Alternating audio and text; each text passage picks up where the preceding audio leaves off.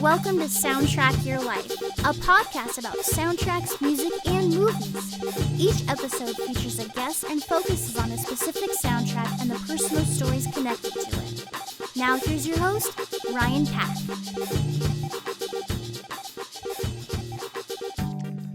This is Soundtrack Your Life, the podcast where we break down movie soundtracks. Today we're going to talk about the 2006 Michel Gondry film Dave Chappelle's Block Party.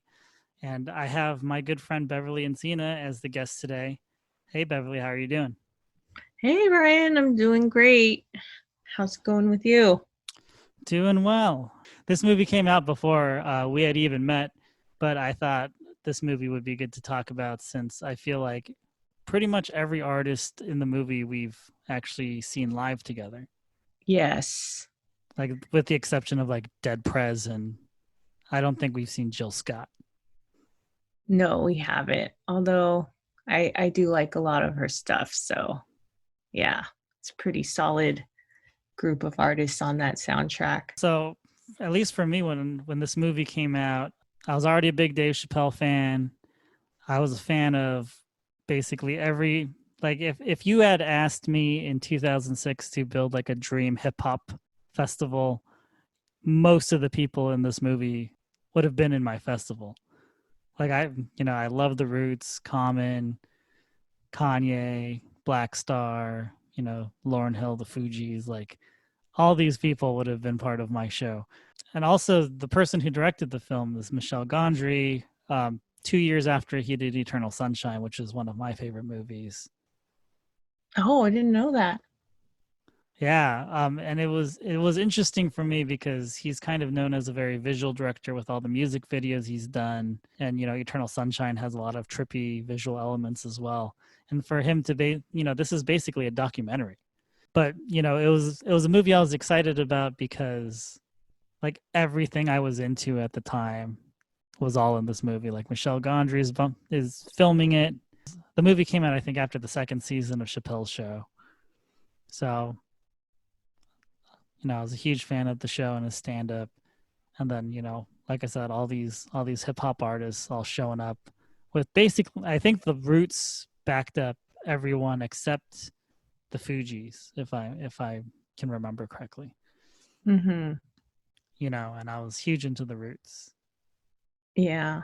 Actually, the person that introduced me to the movie, I didn't see it till a couple years after it was released, but person that introduced it to me was surprised that I hadn't watched it because they knew that, I loved all these artists. So when I did finally see it, it was like, oh yeah, like I really missed out on this. So even though this movie came out in 2006, I think they filmed it in 2004. Which kind of explains why a lot of the songs in the movie are a little bit older. So Kanye, I think, is only doing like college dropout songs in the movie, and Common has to do the light in any sort of music movie that he's in. But it's kind of cool because it shows Kanye, this is before late registration. Like he's still fairly new. Like he's famous, but he's still fairly new. Yeah. Yeah, I think around that time I had gone to a John Legend concert at House of Blues, and Kanye shows up doing Gold Digger. So I was like, and yeah, that's when he was just like really starting to get famous. So everybody knew the song and went crazy. So yeah, that was an exciting time to get into Kanye. Yeah, and I think on Chappelle's show he had been on a couple of times as the musical guest, and I think one of the times they were doing 2 words off of the College Dropout, and they had both Mos Def and Freeway rapping with Kanye. So I felt like Dave Chappelle like understood like having all the people like the features, like having the people that are featured on the songs was important in the musical Yeah. performances. I think that's why Dave Chappelle gets along so well with Questlove because I feel like Questlove is the same way. Oh yeah. Yeah. And you see that in the movie, like you see Common and Kweli come out for Get 'Em High. You know, you see Common do his guest verse during Erica Badu's, Love of My Life. Um, it, I feel like when we go to hip hop shows, like that's always what I feel like when we go to hip hop shows, I'm always missing that. Like I'm always like, I wish that feature came out, like that person came out. I wanted that 2 Chainz guest verse. Yeah. It's something I always hope for when we go to shows. Yeah, like even like when we saw Jay-Z on the Blueprint 3 tour and like Swizz Beatz came out for On to the Next One, like I'm not really a fan of Swizz Beatz the rapper, but it was still exciting. Yeah, for sure. I mean, it just makes that song feel more complete when you see it performed. So, Yeah, like I saw Kanye on the Graduation tour and Lupe opened that tour. And then oh yeah. Kanye finishes like one of the last songs in Kanye's set on the Graduation tour is Touch the Sky and Lupe doesn't come out for it. Oh my gosh, what a waste. Like that was like the only disappointing thing in that show, but I remember it. It's like, why didn't Lupe come out for Touch the Sky? I went to go see the Beastie Boys in college, Mhm. and they had Talib Kweli open for them. Oh wow. So we got an hour set from Kweli, and in the middle of the set, he does Get 'Em High. Oh wow. So he does his verse from Get 'Em High, and then Common and Mos Def show up, What? and this is during the opening act. That's nuts. Where was this at? This was at what used to be Universal Amphitheater. Okay. Gotcha.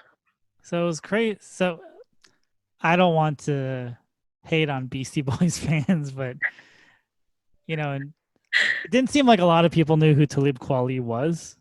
Sure. Some people are probably like, "Oh, he's really good at rapping," but like when Common and Mos Def showed up, I was like, "Black Star," and like no one else was like. Everyone was like, "What?" Because so Common shows up and he does his verse from Get 'Em High, and then then he does the lights, Uh-huh. and then they did Respiration with Common, Oh my the gosh. Black Star song. I was like so excited, and everyone else was like, "Oh, they're pretty good." Oh my gosh. This That's Quali guy and those other guys are good.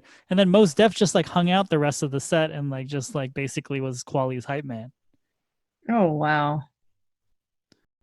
I guess for me as a hip hop fan, the Roots are really important. They're one of the first hip hop groups that I got into. And I think and in the 90s they built the OK player community, which really turned me on to other people. I call it kind of the Roots family tree. Like it helped me get into Common, helped me get into Little Brother. So it was really cool to see this on the screen in Dave Chappelle's block party. The Roots actually helped me also get into Jay-Z because they did the Unplugged album with him. They were his backing band for Jay-Z Unplugged. Oh, okay. I didn't know that. That's cool. I haven't listened to too many unplugged albums, but yeah. I The mean, Jay-Z one's super cool. yeah, I should check it out. When I was in high school, that's when Jay-Z started getting really popular. Right. So that's when Volume 2 came out. Uh-huh. And I couldn't stand Jay-Z at first because, I'm listening to all like indie rock and Jay-Z is like the opposite of indie rock. Like he's talking about how much money he's making, how many cars he's got.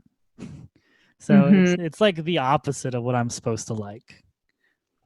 Yeah. And like I would begrudgingly enjoy like some of the singles, like Gigawatt, like, you know, that song's great. But, you know, it's like, but I can't like him because he's all about like flaunting how much money he has. Right, Like right. for a while, like Puff Daddy really ruined rap for me. But when he did the Unplugged album with the Roots, like I had to listen to it, right? It's like the Roots Mhm, backing Jay-Z. You know, I love the Roots, so I'm gonna give it a shot. And I think he did it right after Blueprint One. mhm. He's gone more with the soul production, which I was more familiar with, you know, with like Tribe Called Quest Yeah. and like Mos Def and stuff. So like, you know, the beats were better for me, and then the Blueprint One, I feel like he is a little bit more relatable with songs like, you know, Song Cry and Heart of the City. So that's Mm, kind of when things started really evolving for me with Jay-Z.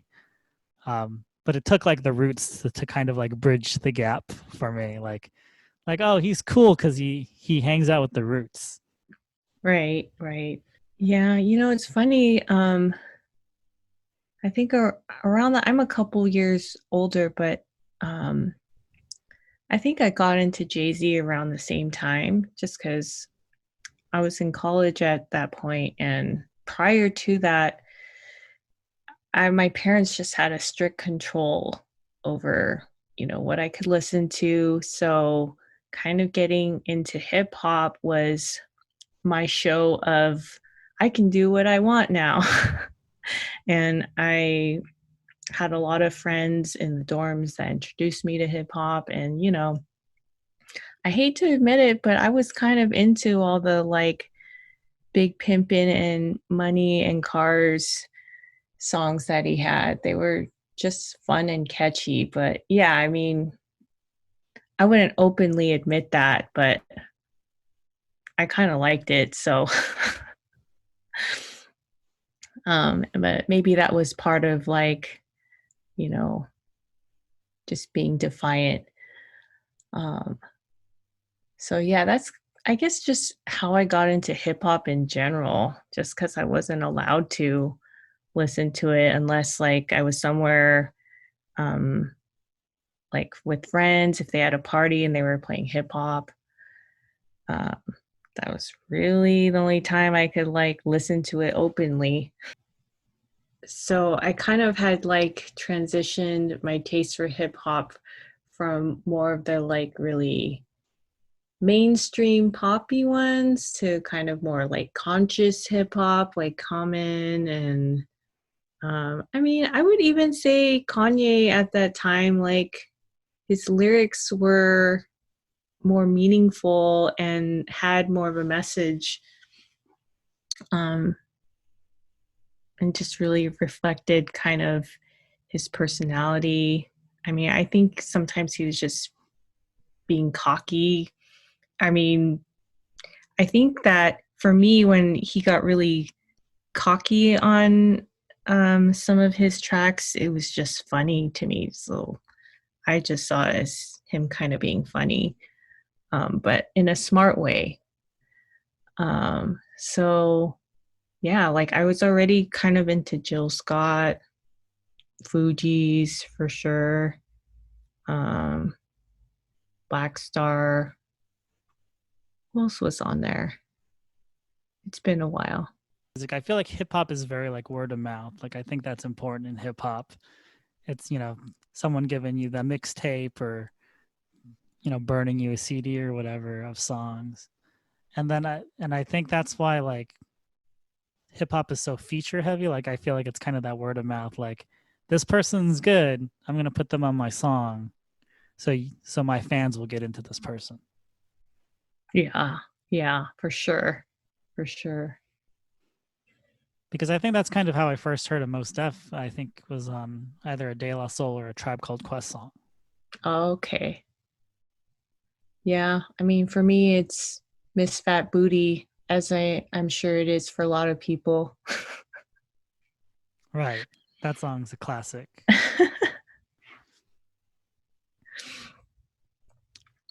It's and then, you know, so Dave Chappelle was a big Mos Def fan. So I think the first episode of Chappelle's show, I think Mos Def is the musical guest. Mm-hmm. And then I think he's on I think in the first season, I think he's the musical guest 3 times. I think once as a solo artist, once doing 2 words with Kanye and Freeway. And then I think the last episode of season 1 is Black Star. Okay. So obviously Dave Chappelle's a big fan. And then in season 2, I think Mos Def acted in a lot of the sketches. Mm-hmm. So he was like in the racial draft sketch. He was in a handful of sketches, I think. Yeah. I mean, I didn't watch the show that much, but he always had like the best like music taste. I mean, as evident in his movie Block Party, but I do remember like kind of being introduced to Slum Village that way. I think I remember seeing them on an episode where they performed Disco. That song Disco, not like a huge song, but I don't know, that was something memorable for me. I was like, oh, what is this? I remember one of the sketches he did kind of a Sesame Street parody about venereal diseases. I know it sounds super gross, but I think a couple of the puppets in that sketch, one was voiced by Snoop Dogg and the other one was voiced by Q-Tip. Oh gosh. Oh my gosh. That reminds me of have you seen Avenue Q? It's like a inappropriate Sesame Street in a musical. It's great. I actually haven't seen it. Eunice is surprised I haven't seen it either. I think you need to see it. It's one of my favorites. Anytime like I hear about a local performance of it, even community theater, I go to see it. I think I've seen it like 4 times now. Yeah, once we get over this pandemic, if it's playing, I'm definitely going to go try to watch it. Yeah. Yeah. I've had too many people recommend it to me where, I can't ignore it anymore. Yeah. Yeah, you'll like it. If you liked inappropriate Dave Chappelle Sesame Street, then this is for you. So I think when the movie came out, I think a lot of the reviews of the film were like, don't expect Chappelle show. It's a concert film. And I was like, I'm totally on board with that. Like, I would be fine if Dave Chappelle is just like in the background nodding his head if it's just 2 hours of music. So one of the that's the reason why I didn't see it, because like people were ragging on it for that. And like I didn't even really know like, well, what was it about instead?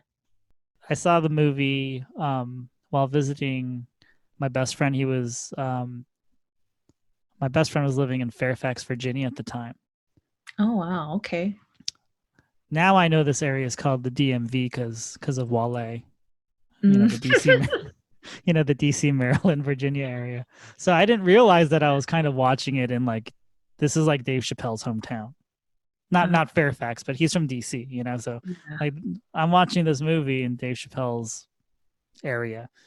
But my best friend and I were both big fans and of Dave. We were both big fans of Dave and we were both big fans of a lot of these artists. So it was cool to watch it.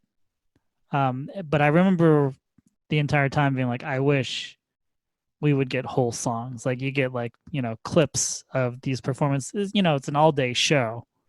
So I understand that it's not going to be an 8-hour movie. Mm-hmm. But I just remember constantly being like, I wish I got to see more of this song. Like, when Kanye comes out with the marching band for Jesus Walks, Mm-hmm. I was like, I wanted to see the whole song. Yeah, yeah. So true. I mean, like the music was all great. I mean, even the parts that were, less music and Dave Chappelle kind of doing his thing, talking to the community. I mean, all of that was awesome. I felt like for me it had the right amount of everything that I would have wanted to see. I honestly was not really into Dead Prez. Oh yeah. I don't know who that was really. Like, it probably makes me sound stupid, but I didn't realize that the Chappelle Show intro, like when he comes on stage, was the Dead Prez beat until I saw the movie, and I was like, oh, Whoa. that's where that song is from. Oh wow, I didn't know that. I mean, I like Dead Prez in the movie. Like, they had good energy. That, you know, they're talented rappers, but I just didn't really know anything about them. Yeah. Yeah. And then I was like, oh, they're the Chappelle Show guys. Yeah.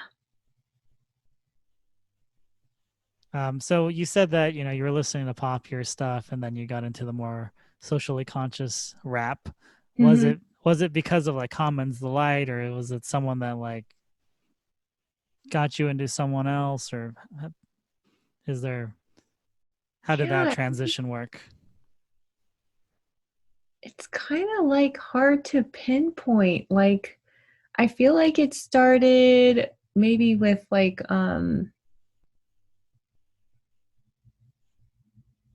gosh, why can't I think of their name? I'm blanking out now. Oh, Black Eyed Peas, you know, pre-Fergie. So that's kind of like the earliest memory I have of kind of listening to like a little less, I mean, to me it was a little less mainstream. Um little, I think some people introduced me to stuff like by Beat Nuts and yeah, and you know, The Light, everybody kind of knows that song, but I mean, that's definitely you know, sticks out in my mind as like the start of getting into some of those artists. And then, you know, right about that time, um well, yeah, right about that time I started getting in, or Common came out with B. So, you know, like I said, I had seen Block Party way later. So by that time, Common and Kanye had already done all this stuff. Um, so it was easier to get excited about all these artists that were in the movie. So how about the Roots? They're kind of the focal point of the music part, right? Like, Mm, you know, that's true. and I think even on the soundtrack, you like Questlove starts off this conference call, and everyone jumps on, and he kind of does like a roll call of everyone that's gonna be part of the show. You know, Yeah. this is 2004, right? We can't just, you know, now we would just do a Zoom call and it wouldn't be impressive. But in 2004, like, they jump on this conference call. Um, when did you get into the Roots, and like what kind of impact did they have for you? Yeah, I mean, for me, what sticks out is I think it was like the Grammys where they won a Grammy for Things Fall Apart, or at least like there was a year um where they were performing the songs. And I think I saw like You Got Me and I was like, "Oh wow, this is really good." Um I remember like starting to get into them and I was excited to find out there was this hip hop orchestra that was playing at the Walt Disney Concert Hall. It had that concert hall had just opened that year, and I bought tickets for me and the boyfriend I had at the time. And I was so excited about it, and I thought he would be too because he just wanted to see anything there. But what I mean, it was great. But like he fell asleep. My boyfriend fell asleep like within, I don't know, after half an hour of that. I'm like, how do you fall asleep? Like, when they're playing like Gangstar and The Roots. I mean, it was amazing. But yeah. Yeah, I would say, I guess, long story short, like that's kind of when I got into it. Things fall apart. Yeah, I think that's how it is for me, or how it was for me. I think that's how it was for me. In high school, I had a friend, and we were, he was like my big music buddy. Mm-hmm. We were getting on to all this music or we were getting into all this music together. Um, he was not willing to listen to hip hop because he was mad at Puff Daddy for sampling Led Zeppelin for the Godzilla soundtrack. So he was like, hip hop sucks. They just steal music, blah, blah, blah, blah, blah. And then, so I was able to trick him with Things Fall Apart. I was like, look, they play their own instruments. And there's a lot of jazz in the music. Right. Oh my gosh, that reminds me. I think the first time I saw them play their instruments, didn't they play at Audiotistic? Weren't they there when I went with you? Yeah, I think that was like the reason we went to Audiotistic.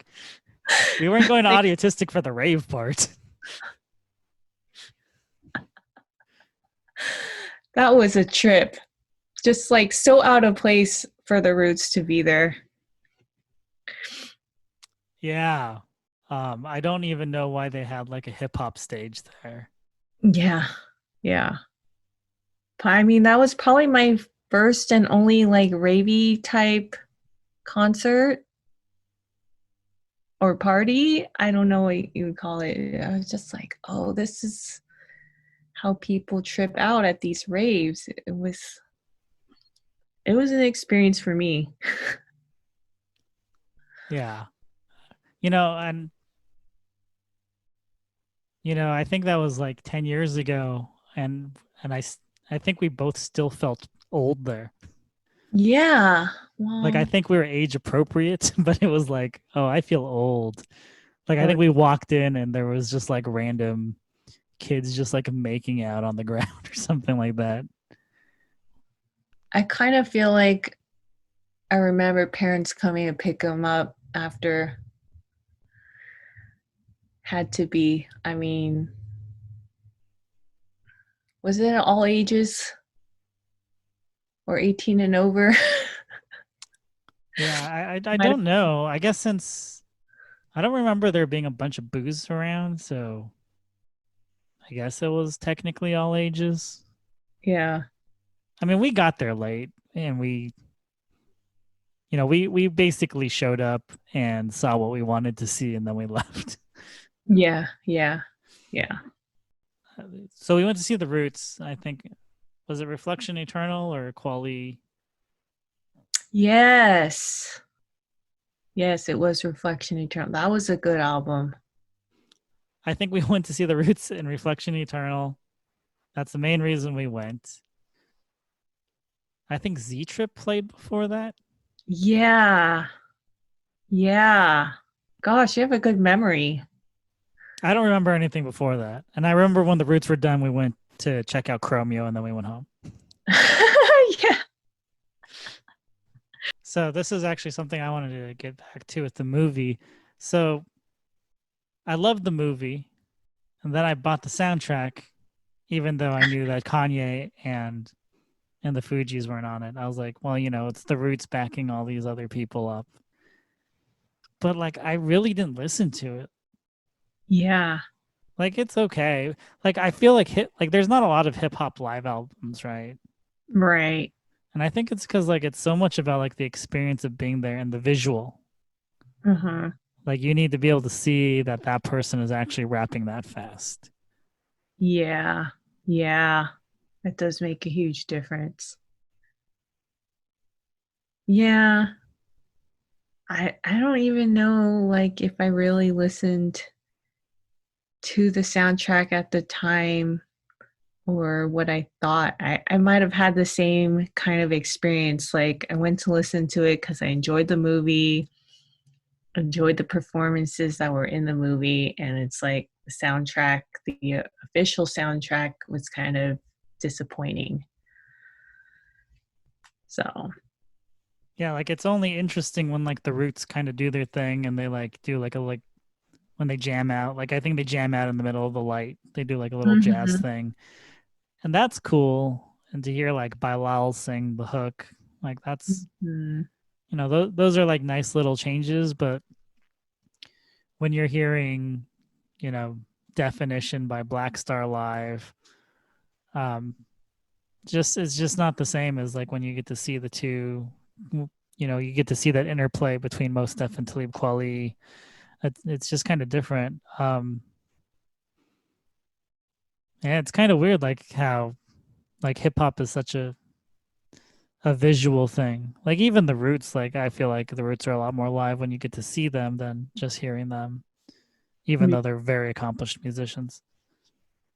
Yeah, I think like for that soundtrack, because it's based off these live performances, you have to kind of be able to see it. I don't like typically enjoy listening to live performances that much, just in general, not just hip hop. Like if I'm gonna just listen to music, I kind of would rather just hear the studio recorded version. So I think that's where, rock and hip hop are a little bit different. Like with rock, for sure. Yeah. it's there's definitely bands where you're like, oh, I can't wait to hear a live version of this. Like I'm a big Wilco fan, and a lot, there's a lot of jamming, or there's, like, oh, you changed the guitar solo from the studio album to the live album, or Mm, because there's a lot more like instrumental interplay with true. rock. I think it's a little bit more interesting. Um, with hip hop, if you're not a hip hop band, it's what is like you get to hear a DJ scratch a little bit more. Like it's, I mean, usually the vocals always sound worse because it's more about the energy. Hmm. Like I think Kweli almost kind of barks a lot at the time when he's rapping. Yeah. Like when you see him live, like it's not the same as the studio version. Right. Right. I mean, that's kind of how I felt about like they have the light on the Block Party soundtrack, but it's like, yeah, it's like kind of more of a chill song. I'm not like used to the lyrics kind of being shouted in that way. But Right, but I'm I sure if you mean, were there, like I'm sure if you were in Brooklyn at the exactly. show, you're like, this is awesome. Like the I'd energy be is so into great. it for sure. But yeah, yeah, just like kind of sitting in my car listening to it. And I kind of want to skip. Did I tell you like I saw him once for free? Like I entered one of those like contests where they were going to kind of film this concert, and it was mostly, see, this is how sad it is. It was mostly the album that came after B. I can't even remember what it was because it's not that great. Electric Circus. No, that was before B. No. Oh, right, right. Oh, after B. The After B. sorry, Finding Forever. Yes. So I like actually like won a ticket for me and a friend. So I took my friend Lillian and we went. Um and so he did the light there. I mean, he did a lot of his like good stuff, but we kind of had to like watch all these performances with we had to watch all these performances for the songs from Finding Forever, and I'm like, just hard to get into.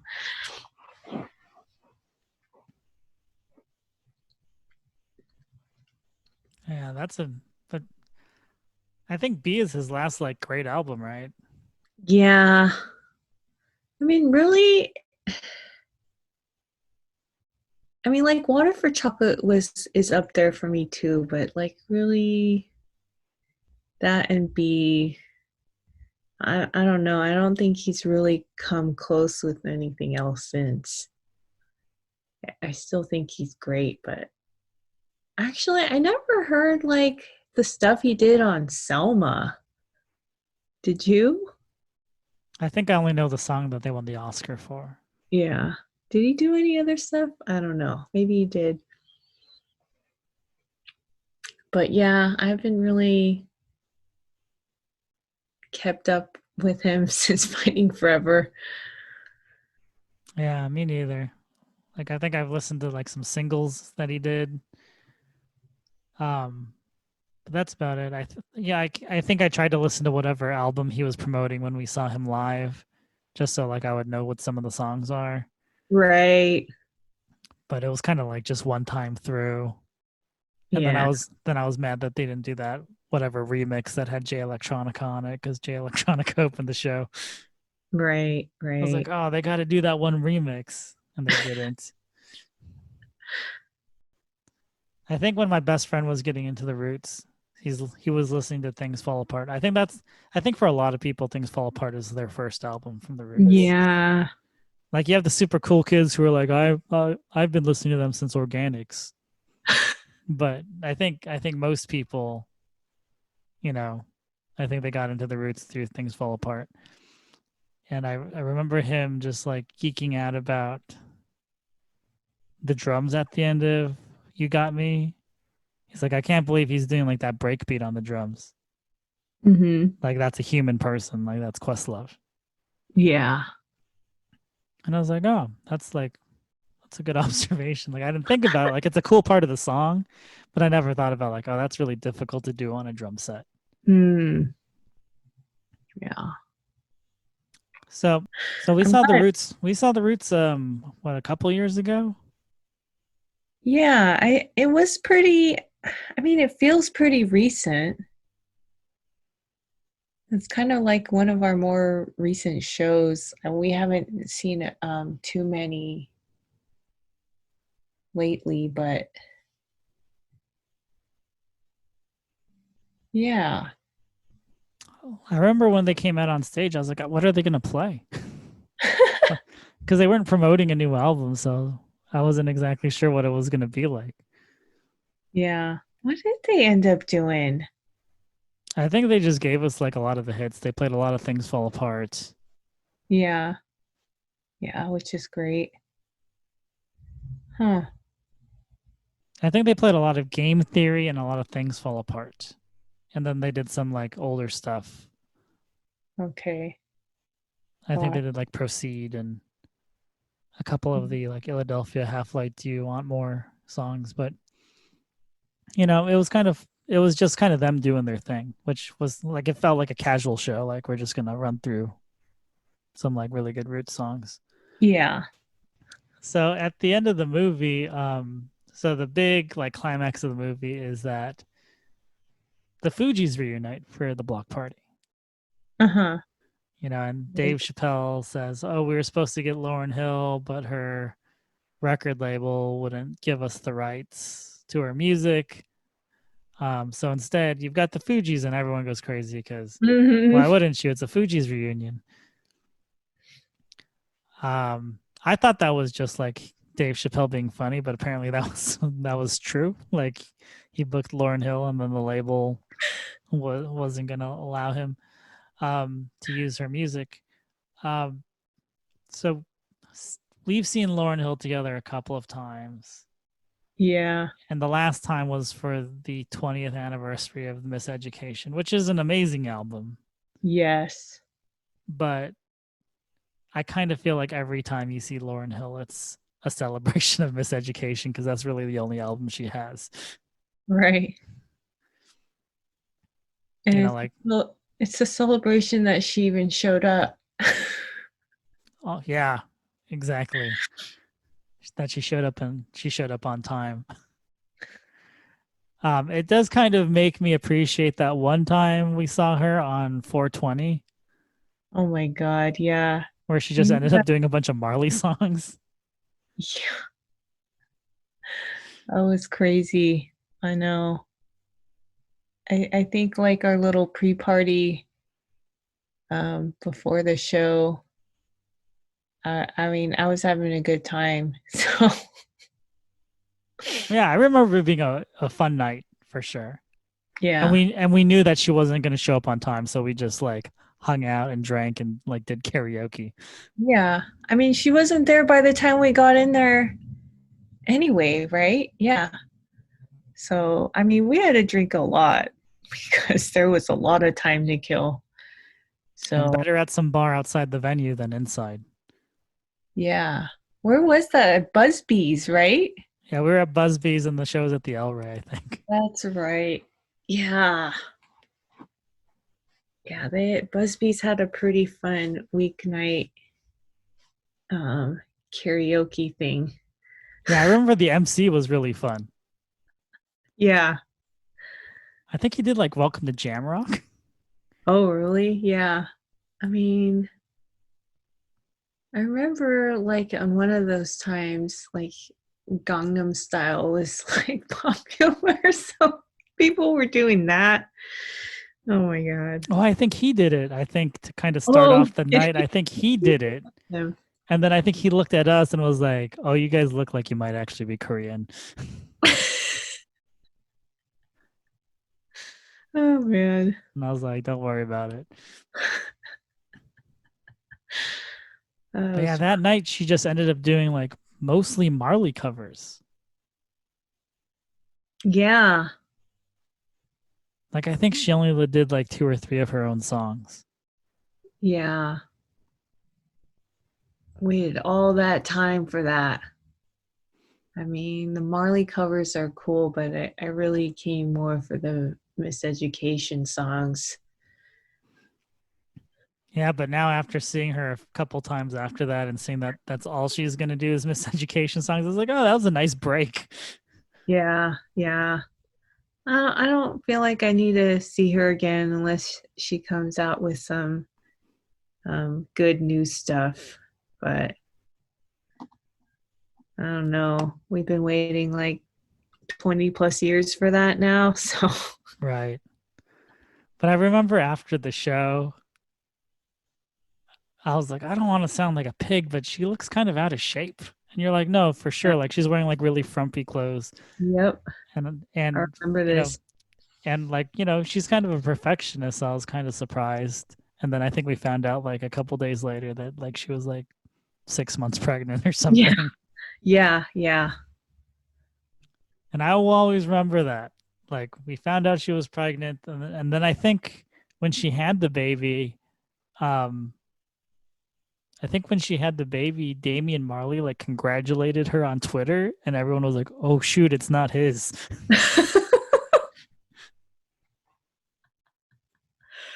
Yeah. Like it'll always live in infamy. The Lauryn Hill 420 concert, and then her baby after that. Oh my God. Like they will always be linked for me. Yeah, yeah. That was a good one. That was a memorable one for sure. Well, thank you, Beverly, for being on the show. You're welcome. It was a pleasure.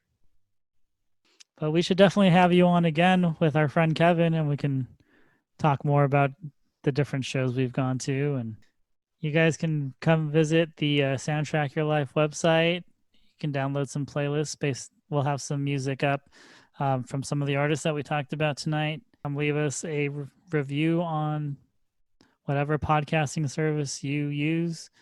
Tell a friend to check us out. Thanks for joining us this week on Soundtrack Your Life. Make sure to visit our website, soundtrackyourlife.net, where you can subscribe to the show on Apple Podcasts or Spotify. While you're at it, if you found value in the show, we'd appreciate a rating. Or if you'd simply tell a friend about the show, that would help us out too.